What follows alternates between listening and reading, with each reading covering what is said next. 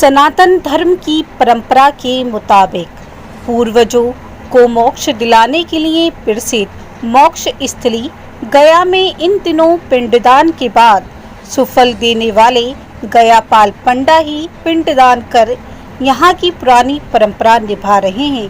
हिंदू सनातन धर्मावलंबियों के लिए मोक्ष भूमि गया की पहचान मोक्ष स्थली के रूप में की जाती है। मान्यता है कि यहाँ विभिन्न पिंड वेदियों पर पिंड देने के बाद पूर्वजों को मोक्ष की प्राप्ति हो जाती है। गया की परंपरा रही है कि यहाँ प्रतिदिन एक मुंड और एक पिंड आवश्यक है। लॉकडाउन के कारण यहाँ पिंडदानी नहीं पहुँच रहे हैं, जिस कारण इस परंपरा का निर्वाह खुद यहाँ के गयापाल पंडा विष्णुपद मंदिर परिसर में कर रहे हैं। तीर्थ व्रत सुधारिणी सभा के अध्यक्ष और गयापाल पंडा समाज के गजा धरलाल कटियार ने IANS को बताया कि वायु पुराण और गरुड़ पुराण के अनुसार भगवान विष्णु के भक्त गयासुर के लिए जन कल्याणार्थ मिले वरदान के मुताबिक गया धाम में प्रतिदिन एक मुंड शवदाह व पिंडदान अनिवार्य है। विशेष परिस्थिति में ऐसे अवसर का अभाव हो तो शवदाह की जगह पुतले का दहन व पिंड की जगह तीर्थ पुरोहित स्वयं पिंडदान कर परंपरा का निर्वहन करते हैं। उन्होंने बताया कि लॉकडाउन के कारण यहाँ श्रद्धालु नहीं पहुँच रहे हैं, जिस कारण इस परंपरा को गयावाल पंडा खुद निर्वहन कर रहे हैं। कहा जाता है कि गयासुर के मांगे वरदान के मुताबिक भगवान विष्णु ने उन्हें 3 वरदान दिए थे। मान्यता है कि इसी वरदान के तहत गयासुर के विशालकाय शरीर पर आज भी गया स्थित पिंड वेदियां हैं, जहां पिंडदानी पिंडदान करते हैं। विष्णुपद मंदिर प्रबंधकारिणी सदस्य शंभूलाल विठल ने बताया कि लॉकडाउन की वजह से मंदिरों में पूजा पाठ पिंडदान श्रद्धालुओं के दर्शन के लिए सरकार के आदेश के अनुसार प्रतिबंध किया गया है। उन्होंने कहा, अभी चल रहे लॉकडाउन की वजह से श्रद्धालु अपने पूर्वजों की आत्मा की शांति के लिए गया जी में पिंडदान और तर्पण करने नहीं पहुंच रहे हैं। इस हालत में विष्णुपद प्रबंधनकारिणी समिति या गयापाल पंडा समाज अपने पूर्वजों की शांति और दुर्घटना में मारे गए लोगों की आत्मा की शांति के लिए सोशल डिस्टेंस निभाते हुए पिंडदान तर्पण किया जा रहा है। समिति के एक अन्य सदस्य ने कहा कि ऐसी स्थिति शायद पहले कभी नहीं आई थी कि किसी दिन कोई श्रद्धालु यहाँ पिंडदान के लिए पहुँचा हो। उन्होंने कहा, गया तीर्थ को सनातनियों का प्रथम तीर्थ माना जाता है। यहाँ प्रत्येक दिन कोई न कोई श्रद्धालु आकर पिंडदान करता ही है। आज की स्थिति में जब श्रद्धालु नहीं पहुँच रहे हैं तो यहाँ के तीर्थ पुरोहित मंदिर के कपाट बंद होने से पहले विष्णुपदी पर पिंडदान करते हैं। उल्लेखनीय है कि प्रत्येक पक्ष के दौरान देश विदेश के लाखों लोग यहाँ पहुँचते हैं और अपने पूर्वजों के उद्धार के लिए पिंडदान करते हैं।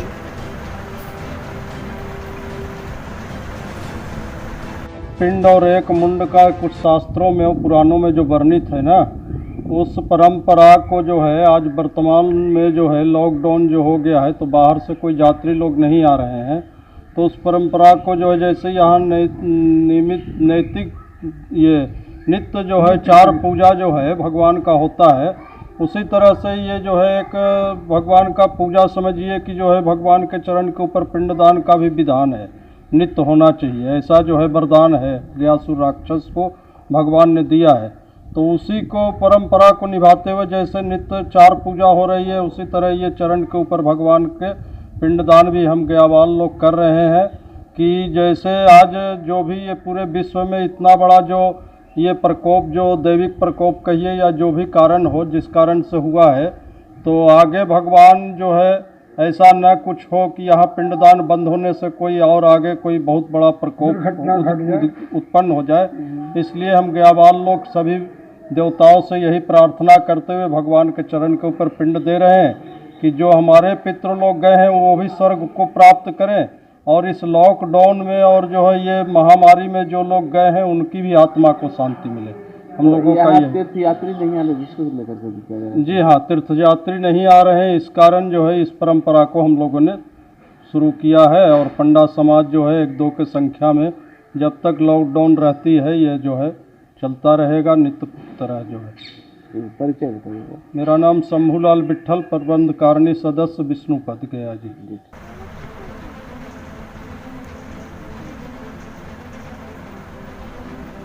हिंदू धर्म या पंचांग के अनुसार अश्विनी महीने के कृष्ण पक्ष प्रतिपदा से अमावस्या तक 15 दिनों तक का समय पितृ पक्ष का होता है। पिंडदान मोक्ष प्राप्ति का एक सहज और सरल मार्ग है। जब मनुष्य का जीवन मिलता है तो कई प्रकार के ऋण होते हैं। इनमें मनुष्य पर देव ऋण, गुरु ऋण और पितृ ऋण होते हैं। माता पिता की सेवा करके मरणोपरांत पितृपक्ष में पूर्ण श्रद्धा से श्राद्ध करने पर पितृ ऋण से मुक्ति मिलती है। ये बात रतलाम के प्रसिद्ध ज्योतिषी अभिषेक जोशी ने कही है। देश के पुष्कर, गंगा सागर, कुरुक्षेत्र, हरिद्वार, चित्रकूट सहित कई स्थानों में भगवान पितरों को श्रद्धा पूर्वक किए गए श्रद्धा से मोक्ष प्रदान कर देते हैं। लेकिन गया में किए गए श्राद्ध की महिमा का गुणगान तो भगवान राम ने भी किया है। कहा जाता है कि भगवान राम ने अपने पिता व माता सीता जी ने भी अयोध्या के राजा दशरथ की आत्मा की शांति के लिए गया में ही पिंडदान किया था। भारतीय धर्म ग्रंथ में बिहार की गया को विष्णु की नगरी माना जाता है। ये मोक्ष की भूमि कहलाती है। गरुड़ पुराण के अनुसार गया जाने के लिए घर से निकलने एक एक कदम पितरों को स्वर्ग की ओर ले जाने के लिए सीढ़ी बनाते हैं। विष्णु पुराण के अनुसार गया में पूर्ण श्रद्धा से पितरों का श्राद्ध करने से उन्हें मोक्ष मिलता है। मान्यता है कि गया में भगवान विष्णु स्वयं पितृ देवता के रूप में उपस्थित रहते हैं, इसलिए इसे पितृ तीर्थ भी कहते हैं। मान्यता है कि बिहार की गया भस्मासुर के वंशज दैत्य गयासुर की देह पर फैला है। पुराण में उल्लेख है कि गयासुर ने ब्रह्मा को अपने कठोर तप से प्रसन्न कर वरदान मांगा कि उसकी देह देवताओं की भांति पवित्र हो जाए और उसके दर्शन से लोगों को पापों से मुक्ति मिल जाए। वरदान मिलने के बाद स्वर्ग में जनसंख्या बढ़ने लगी और अधिक पाप करने लगी। इन पापों से मुक्ति के लिए वे गयासुर के दर्शन कर लेते थे। इस समस्या से बचने के लिए देवताओं ने गयासुर से कहा कि उन्हें यज्ञ के लिए पवित्र स्थान दे। गयासुर ने देवताओं को यज्ञ के लिए अपना शरीर दे दिया। दैत्य गयासुर जब लेटा तो उसका शरीर 5 कोस में फैल गया। यही 5 कोस का स्थान आगे चलकर गया के नाम से जाना गया। गया के मन से लोगों को पाप मुक्त करने की इच्छा कम नहीं हुई, इसलिए उसने देवताओं से फिर वरदान की मांग की।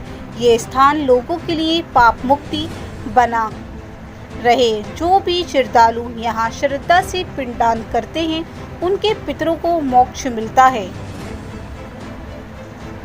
गया में ही पिंडदान करने का खासा महत्व क्यों है? वे कहते हैं कि फाल्गुन नदी के तट पर पिंडदान किए बिना पिंडदान को हो ही नहीं सकता। गया में पहले विभिन्न नामों की 360 वेदियां थीं जहां पिंडदान किया जाता था। इनमें से इन दिनों 48 ही बची हैं। वर्तमान समय में इन्हीं वेदियों पर लोग पितरों का तर्पण और पिंडदान करते हैं। पिंडों के लिए प्रतिवर्ष गया में देश विदेश से लाखों लोग आते हैं। हर इंसान की यह इच्छा होती है कि मरने के बाद गया धाम में उसका पिंडदान किया जाए ताकि उसकी आत्मा को शांति मिल सके। भगवान राम अनुज लक्ष्मण के साथ माता सीता भगवान दशरथ का पिंडदान करने गया जी आए थे। राम लक्ष्मण पिंडदान करने के लिए सामग्री एकत्रित करने चले गए और सीता जी गया धाम में फल्गुन नदी के किनारे दोनों के वापस लौटने का इंतजार कर रही थी। पिंडदान का समय निकला जा रहा था, तभी राजा दशरथ की आत्मा ने पिंडदान की मांग कर दी। समय को हाथ से निकलता देख सीता जी ने फल्गु नदी के साथ वट वृक्ष, केतकी के फूल और गया को साक्षी मानकर बालू का पिंड बनाकर स्वर्गीय राजा दशरथ के निमित्त पिंडदान दे दिया। जब भगवान श्री राम और लक्ष्मण वापस लौटे तो सीता ने पिंडदान की बात बताई, जिसके बाद श्री राम ने सीता से इसका प्रमाण मांगा। सीता जी ने जब फल्गु नदी, गाय और केतकी के फूल से गवाही देने के लिए कहा तो तीनों अपनी बात से मुकर गए। सिर्फ वट वृक्ष ने ही सीता के पक्ष में गवाही दी। इसके बाद सीता जी ने दशरथ का ध्यान करके उनसे ही गवाही देने की प्रार्थना की। सीता जी की प्रार्थना सुनकर स्वयं दशरथ जी की आत्मा ने ये घोषणा की कि सीता ने ही उन्हें पिंडदान दिया है। स्वयं सीता जी ने अपने ससुर राजा दशरथ का पिंडदान गया में किया था और गरुड़ पुराण में भी इस धाम का उल्लेख मिलता है। इसलिए हर इंसान मृत्यु के बाद मुक्ति और शांति पाने के लिए गया में ही अपना पिंडदान कराने की इच्छा रखता है।